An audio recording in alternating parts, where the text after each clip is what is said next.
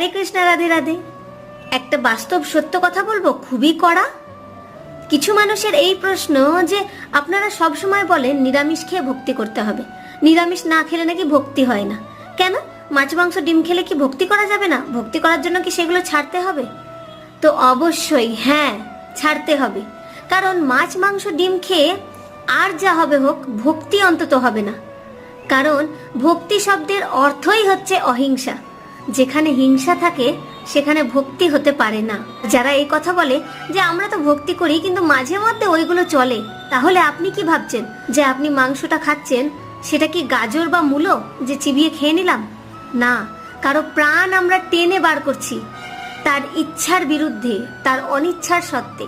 আর যখন আমরা কারো অনিচ্ছার সত্ত্বে তাকে গ্রহণ করি, সেটা সব থেকে বড় হিংসা। তাই যেখানে আমিষ আছে সেখানে ভক্তি কখনো হতে পারে না।